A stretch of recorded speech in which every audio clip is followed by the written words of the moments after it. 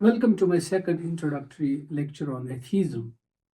In the first lecture, I have briefly discussed the meaning, history, and the conditions under which various forms of atheism and atheistic tendencies can grow. Following that overview, I will in this video address some fundamental questions. Actually, these questions have been raised by the renowned debater Hamza Zotis in his book, The Divine Reality. These questions will help us understand the different aspects and claims associated with atheism. And then to each question, I will add my own explanation. Actually, atheism is not a monolithic concept, but it is a spectrum encompassing various degrees of disbelief and skepticism. According to Hamza Zotis, many atheists identify as such due to dissatisfaction with theistic arguments rather than a deep-seated conviction of God's non-existence. This suggests that a significant number of self-identified atheists might actually be agnostics. Okay, let's consider the first question. In the first instance, when a person claims to be an atheist, the first question that comes to mind is, does he have positive arguments for his claim? That is, if he says blatantly that there is no God, what are his arguments? See, in this case, the claim of the atheist is that there is no God. So he is making a positive assertion, necessitating justification. That is to say that the proof in support of the claim lies on his shoulders. This form of atheism, often called strong atheism or explicit atheism, it asserts knowledge or evidence supporting the non-existence of God. So it requires substantial argumentation to back this claim. Just like philosophers like J.L. Mackie and Richard Dawkins, they have attempted to present arguments critiquing the concept of God and positing a naturalistic world.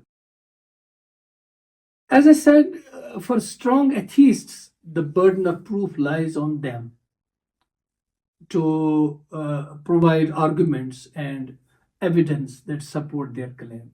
This involves several lines of reasoning. Number one, philosophical reasoning. I just mentioned the example of J.L. Mackie. He has presented arguments against the existence of God. For instance, he is known for his logical problem of evil, which where he argues that the existence of an all-powerful, all-knowing, and all-good God is incompatible with the presence of evil in the world. He argues that if a God who is merciful and loving existed at all, then why does evil exist? So the persistence of evil, argues Mackie, suggests that such a God does not exist. Number two is scientific and naturalistic reasoning. Richard Dawkins, for example, who is a prominent biologist and outspoken atheist, rather a very strong and explicit atheist, he argues from a naturalistic perspective. He suggests that the complexity and diversity of life can be explained through evolutionary theory without invoking a divine creator. In his book, The God Delusion, Dawkins critiques various arguments for God's existence, such as the argument from design, and posits that belief in God is unnecessary for understanding the universe. There is one more argument which makes critique of theistic arguments actually.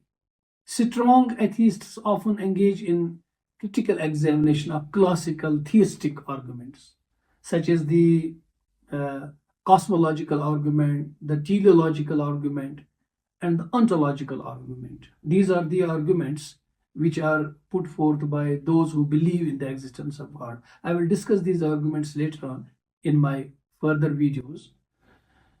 So in their arguments, these atheists say that there are logical flaws, inconsistencies, or lack of evidence in these arguments, which are put forth by the theists. They aim to show that belief in God is not justified. So unlike this strong or explicit atheism, there is one more atheism, what we call as weak or implicit atheism, which is simply a lack of belief in God or gods without making a positive claim about their non-existence. Weak atheism is a passive stance, actually, where the individual does not believe in God, but at the same time does not assert that God definitely does not exist. This position does not necessarily require the same level of justification as strong atheism, because it is not making a direct claim. I will talk a little bit more about weak atheism just a short while later. Let me now discuss the question number 2. Unlike the first case, in which the atheist flatly denies God, there can be one more kind of denial. The question which applies to this case can be, is the person who claims to be an atheist, if not a strong atheist, is he simply not convinced by theistic arguments? If an atheist is not convinced by theistic arguments, then it means he remains open to compelling evidence. This person might be better described as an agnostic, not an atheist in the strict sense. Agnosticism, as defined by Thomas Huxley, holds that the existence of God is unknown or unknowable. Since God is unknowable, we cannot say whether he does exist or not. So many who identify as atheists may actually fit this description, indicating a lack of belief rather than a belief in non-existence. Please note this. There is a hell of a difference between a lack of belief and a belief in non-existence. So a lack of belief is weak atheism, and a belief in non-existence is strong atheism.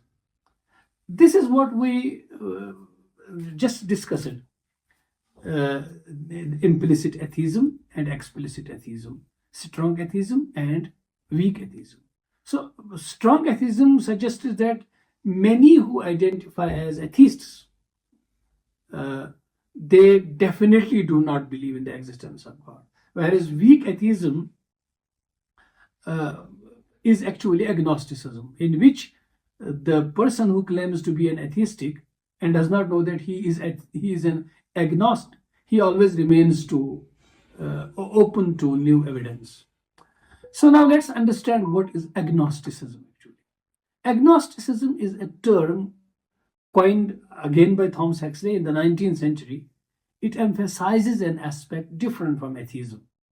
It holds that the existence or non-existence of God or gods is unknown, as I said, or inherently unknowable. Agnostics hold that humans do not have the means to ascertain the truth about the divine or about God. The distinction between atheism and agnosticism can be subtle, and individuals may fall anywhere on a spectrum between the two. Someone who identifies as an atheist might simply lack belief in gods, weak atheism, but remain open to convincing evidence. This openness to evidence is a key characteristic of agnosticism. There is a ray of hope. You can just convince the agnostic. He does not take such a strong position as does the person who claims to be a strong atheist. So this condition is also called as agnostic atheism. Hence, many self-identified atheists could technically be considered agnostic atheists. So in conclusion, we can say that the line between atheism and agnosticism is not rigid. It argues for a broader understanding of these terms, recognizing that many atheists might more accurately be described as agnostic atheists due to their openness to new evidence. and lack of definitive assertions about the existence of gods or God. This perspective encourages a more inclusive and nuanced view of non-theistic belief system. Discussing question number 3, which could be, does an atheist merely disbelieve in the existence of God just out of his choice without rational investigation? Here in this case, an atheist who disbelieves based on choice without rational investigation actually mirrors the dogmatism often criticized in religious believers. This form of atheism can be seen as intellectually weak if it lacks critical examination. Atheism, when adopted without critical examination or rational thought, can resemble the dogmatism often attributed to certain forms of religious belief by the atheists. As the atheists claim that since religion is dogmatic and those who believe in religion do not have got through critical analysis of their faith and they have blind faith, so this actually they do not like this dogmatism, but in turn they themselves become prey of this dogmatism, which involves holding beliefs rigidly and unquestioningly without considering contrary evidence or engaging in reflective thought. When atheism is based merely on choice or rejection of religion without investigating the underlying reasons, it lacks intellectual rigor.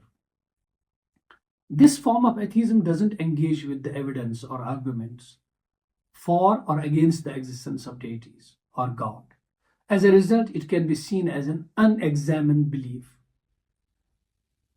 quote unquote, unexamined belief, mirroring the kind of unquestioning acceptance found in dogmatic religious beliefs, as do the atheists themselves argue. This form of atheism is often criticized because it doesn't stand on a foundation of critical thinking or empirical evidence. It is perceived as a reactionary stance rather than a considered conclusion, undermining the intellectual integrity of the atheist position. However, many atheists ground their disbelief in reason and evidence, distinguishing their stance from unexamined belief. To be very honest, I must mention such kind of atheists also in this video.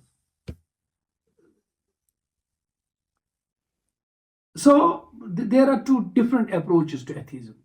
One based on a lack of rational investigation and the other grounded in reason and evidence. Here is an elaboration on this idea. Many atheists arrive at their disbelief through a process of rational investigation. They examine the evidence, consider philosophical arguments, and reflect on the nature of belief and knowledge. This approach is characterized by a commitment to critical thinking and skepticism. This form of atheism is distinguishable from unexamined belief because it is based on reason and evidence. Atheists who adopt this stance often engage deeply with arguments for and against the existence of deities, including scientific, philosophical, and historical perspectives. By grounding their disbelief in reason and evidence, these atheists demonstrate intellectual rigor. They seek to understand the world through a critical and empirical lens, applying the same standards of evidence and logic that are used in other areas of inquiry. In summary, we are now able to understand unexamined atheism, which can be seen as intellectually weak and dogmatic, and which is the case with almost all the atheists we find around us today. All the persons who claim to be atheists are weak atheists. And atheism that is based on rational investigation. Unfortunately, or fortunately, so this is a kind of atheism which very rarely is found in today's wayward youth, who simply need licentiousness and freedom from moral and ethical bindings of religion. So I should stop here for the sake of brevity. That's all in this video.